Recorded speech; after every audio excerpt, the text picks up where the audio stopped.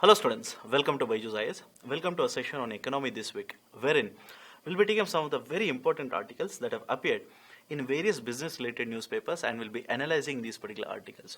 For this particular video, I've chosen the time period from 30th of November to 6th December 2020, and the articles that I've chosen are from Business Line, Hindu, Business Standard, Indian Express, Live Mint and Financial Express.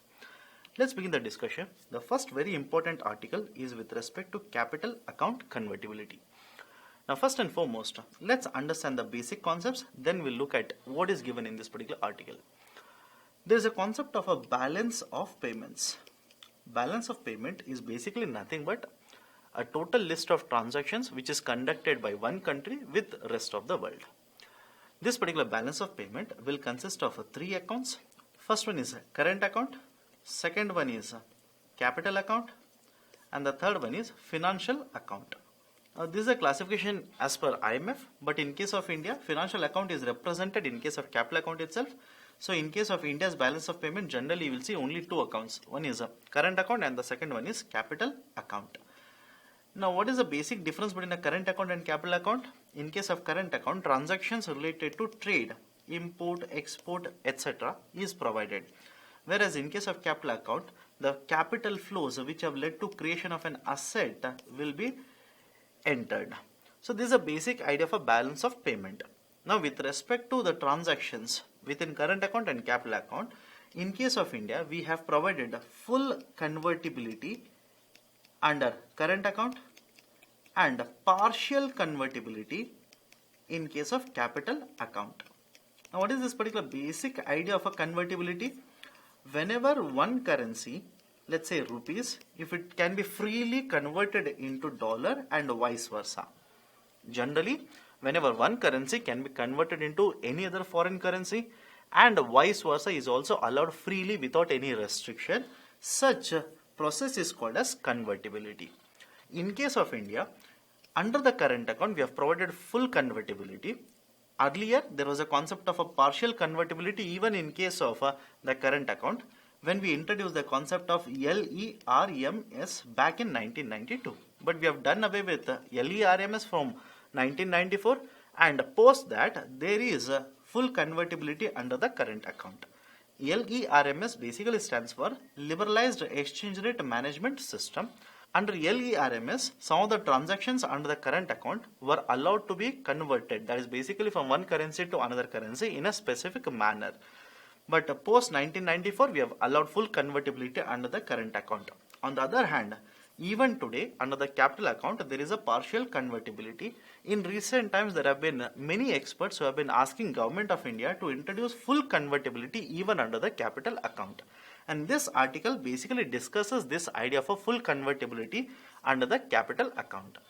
Now, in the recent times, Government of India has been introducing certain reforms which have basically led to a movement towards more and more convertibility under the capital account also.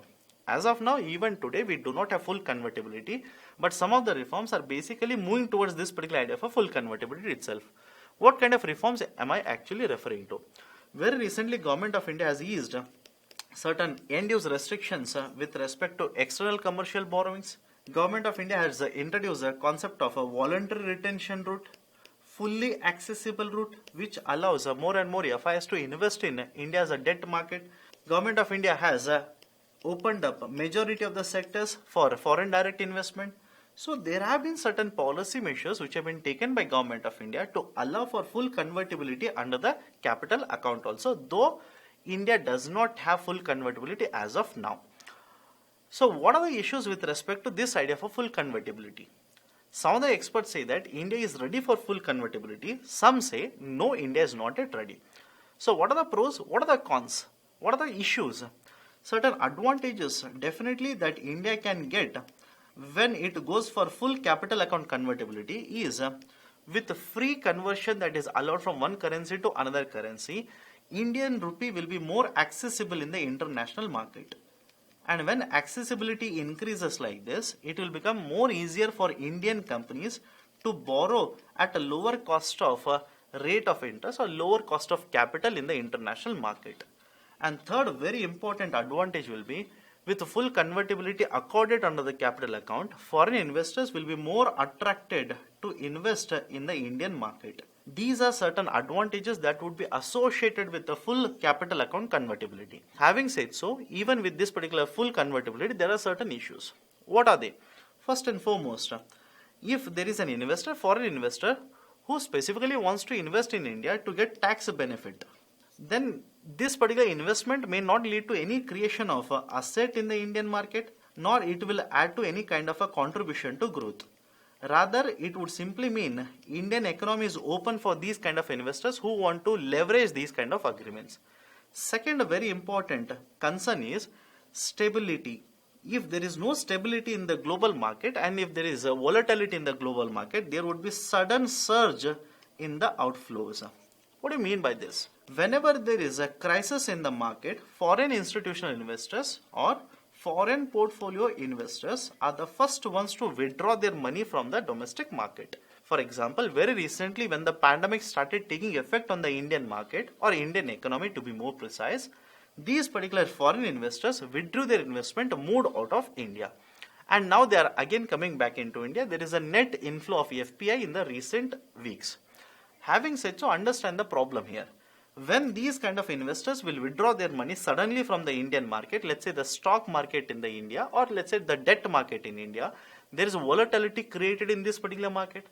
Now they cannot withdraw the rupee from the Indian market. They will have to go to the forex market.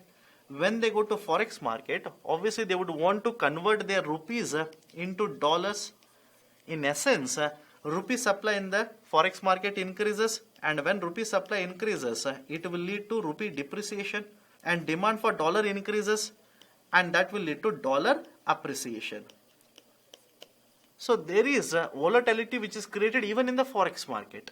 That is the issue with this kind of a volatility that would be created, which could be devastating for the Indian economy. So these are certain concerns which have been raised with respect to capital account convertibility in this particular article. Now based on this particular discussion, I have given a question here. Which of the following committees are associated with regards to capital account convertibility? The committee that I am actually referring to is the Tarapore committee, and very often this is there in the newspapers also whenever there is a discussion on capital account convertibility. So please be aware of this particular committee. The next article is with respect to reinvest. First and foremost, Government of India under the ambit of International Solar Alliance conducted the first edition of Reinvest in 2015, and second edition was conducted in 2018, and very recently the third edition has been conducted in 2020. Reinvest is basically an investor summit and a global expo. Now certain very important points which are given in this particular article are, in the first edition which was conducted in 2015 or held in 2015, the green energy commitment which was supposed to be deployed were 271 gigawatts and 43.3 gigawatts of manufacturing capacity installation was basically committed to. Out of this, the article basically says current installed renewable energy capacity in India is around 90 gigawatts, and this includes 36 gigawatt of solar and 38 gigawatts of wind energy.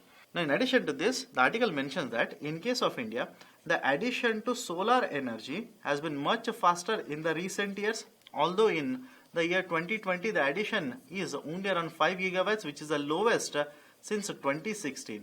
But this total addition in the last couple of years in the solar energy has been much higher with respect to or in comparison to wind energy capacity addition.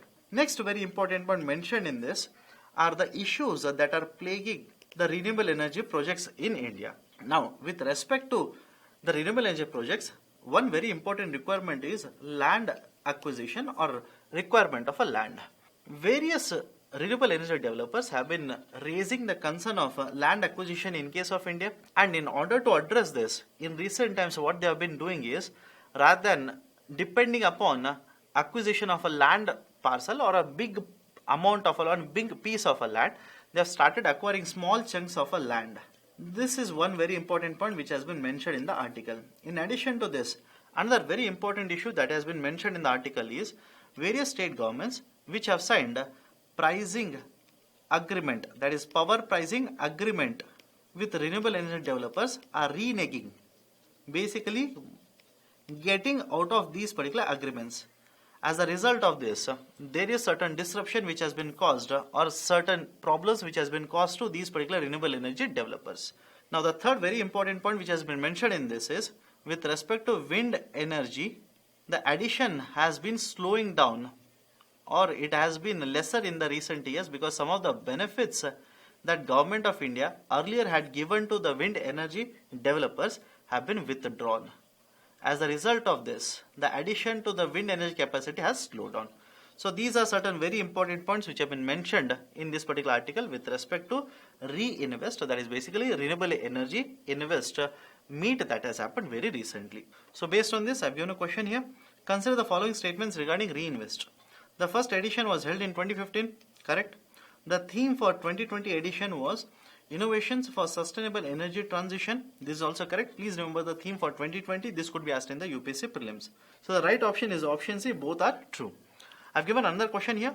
Consider the following statements. FDI only up to 49% is allowed through approval route in the renewable energy sector. This statement is wrong. Please make a note of this.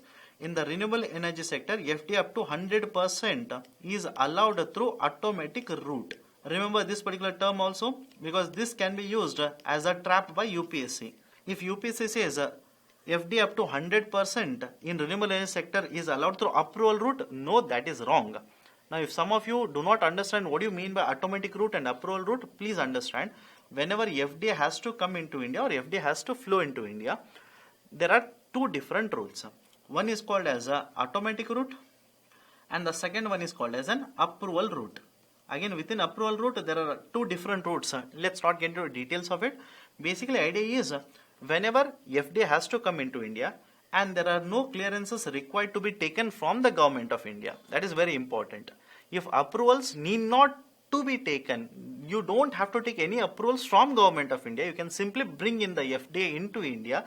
Then this is called as an automatic route. But you will have to notify RBI. With respect to approval route, there are certain sectors which government of India says will be under the approval route. In such sectors, any amount of FDI has to flow into India. It has to take the approval either from the ministry, which will set up a panel which will look into it, or from Cabinet Committee on Economic Affairs. Generally, if the approval requirement is for an investment up to 5,000 crore rupees, this will be handled by the panel which is set up by the respective ministry. And if it is more than 5,000 crore rupees, then the approvals need to be taken from Cabinet Committee on Economic Affairs. This is the two different routes through which FDI will flow into India. And which sector falls under which sector, all of this is decided by Government of India.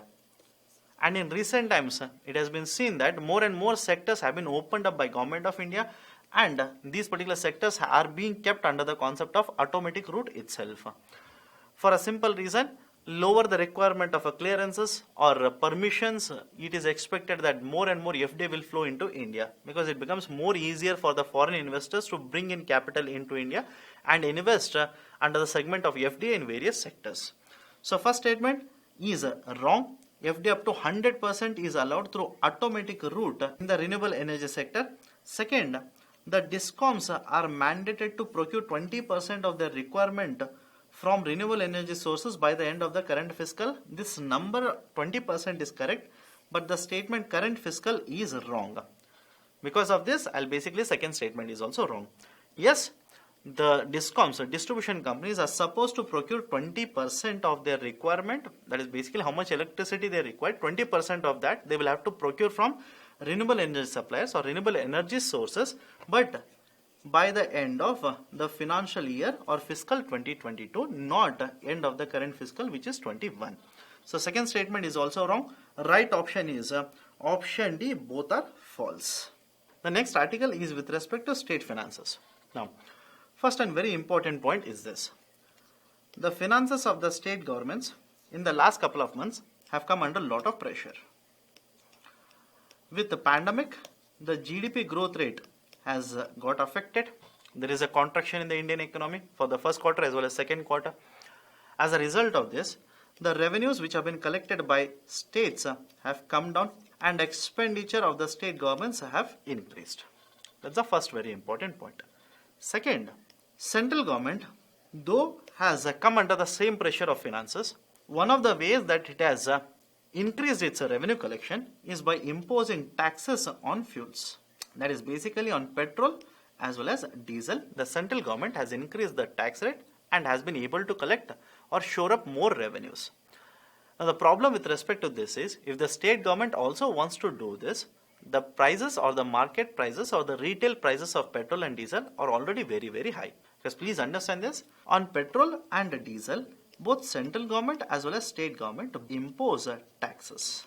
And since the central government has imposed taxes and market prices are very high, states cannot take the same route to increase their tax revenues. Third very important point, the revenues of the states are under higher pressure because they have given away most of their indirect taxes and these have been subsumed under the ambit of GST.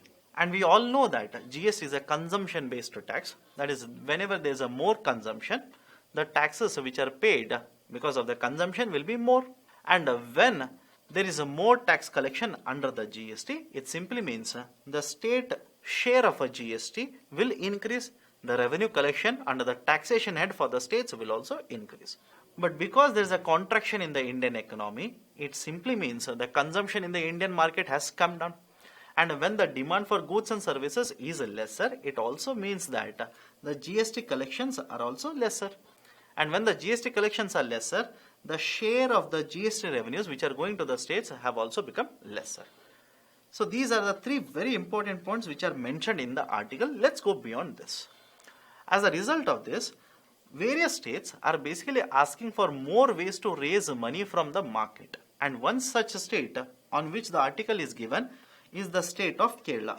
And this particular state government finances were very recently there in the newspaper because of a report which has been published by Comptroller Auditor General, that is CAG. CAG has flagged two very important issues. First, state government owns an authority, KIIFB, that is a Kerala Infrastructure Investment Fund Board. This is owned by the state government of Kerala. Now this particular authority has basically issued masala bonds in the international market and has raised certain money. These particular masala bonds are nothing but rupee denominated offshore debt instruments. What this particular report basically says is, as a result of this particular issuance, there is a loss to the exchequer. Again, on what basis that has been calculated, that is not important here. Basically, the report says, as a result of this particular issue, there is certain loss which has been incurred by the exchequer of the government. So, certain questions have been raised with respect to rupee denominated borrowings which have been done by this particular authority. First point. Second very important point which has been flagged by the CAG report is this. Certain liabilities of this particular body are not just contingent liabilities but are direct liabilities of the state government. And since these are the direct liabilities of the state government whenever it publishes its fiscal deficit will have to include this kind of a liability and quote the correct fiscal deficit of the state. And since the state government is not taking into consideration this kind of a contingent liability, it is violating the provisions of the constitution. So these are the two very important points which have been flagged by the report of Comptroller Auditor General which was there in the newspapers very recently. Against this particular report, the state government of Kerala has given clarifications, and these particular clarifications have been given in various articles in the recent times. First very important clarification is this. Whenever such borrowings are done by the bodies which are owned or the authorities which are owned by the government, these are generally not included because these are off-budget liabilities. And if off-budget liabilities are not included by the central government, why should the state government do the same thing? Because please understand this, off-budget financing or off-budget borrowing is a common practice which is conducted even by the central government. And a couple of months ago, there was a report by CAG which flagged the same practice done by the central government. If you don't know what is the concept of off-budget financing or off-budget borrowing, it simply means whenever government of India borrows from the market, it first takes the approval from the parliament. Basically, during the budget session, the government is giving information to the parliament with respect to its borrowing program. But over a period of time, what government does in the same financial year or same fiscal is, or whatever was the borrowing which was mentioned in the budget document, it will end up borrowing more than that, but without getting the approval of the parliament, without passing the budget or without passing these kind of documents all over again. For example, FCI might be asked by Government of India to borrow from the market and use it to provide, let's say, subsidized food grains to the people. But essentially, this particular amount which has been borrowed by FCI from the market will not be entered or will not be calculated or counted while Government of India's fiscal deficit is calculated. This is a basic idea for off-budget borrowing or off-budget financing, which is a very common practice which is used by the central government as well as the states also. So this is first a very important counter argument which has been placed by the state government of Kerala. And second, with respect to rupee denominated borrowings which the KIFB has done, the state government of Kerala says whatever masala bonds have been issued by this particular entity, these have been issued only after getting the correct approvals of the central banker or RBI. So these are the two counter arguments which have been placed by the state government of Kerala with respect to the CAG report. The next article is with respect to government capex. Capex basically stands for capital expenditure. Because please understand this. Government spends under the revenue head also as well as capital head also. And under the capital expenditure, most of the important expenditure or very important expenditure done by Government of India is in terms of developing infrastructure. And generally this kind of an expenditure is referred to as a capital expenditure or in short form capex. Now, first very important point. In the first quarter, Indian economy contracted by 23.9%. Yes, we have seen this again and again. But out of this particular contraction, one point of comfort for Indian economy was the government final consumption expenditure had increased by 16%. So essentially, the expenditure done by Government of India had increased. And always remember this, whenever any economy is going through, let's say, a slowdown or a recession, it is very important for the government of a respective country to increase the expenditure. Because under the economy, there are three very important economic agents. One is the household, second one is the company or firms, and the third very important participant is government. Although some books will say RBI or the central banker, it is part of the government. That is what I am assuming here. So whenever any economy is experiencing a slowdown or a recession like this, it is very difficult to get investments or the savings and investment from the first two. That is households, the companies or firms. The households incomes are lesser. When incomes are lesser, savings and investment is also very lesser. On the other hand, the companies or firms desist from investing during a slowdown for a simple reason: there is a very low demand in the market. Again, I am not referring to specific sectors, I am looking at overall economy. So in this particular situation, the duty of reviving investment or reviving the growth in the economy falls on the shoulders of the government. So in the first quarter, when the Indian economy contracted by 23.9%, various experts said, thank God it was the Government of India which increased its expenditure. Because of this, the contraction was limited to 23.9%. If even Government of India's expenditure had contracted, then the overall contraction in the Indian economy would have been much, much larger. So coming to the second quarter now. In the second quarter, it has been seen that the final consumption expenditure from the government side has actually contracted by 22%.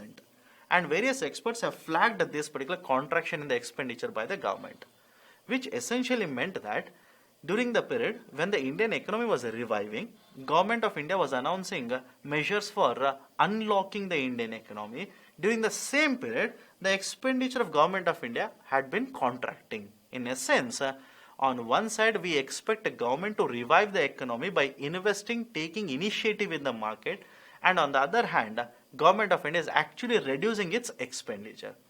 Now, some of the experts basically argued that because the finances of the Government of India had become weaker, this kind of a limitation was imposed on the expenditure of the government. But this article basically says this cannot be taken as a valid argument for a simple reason.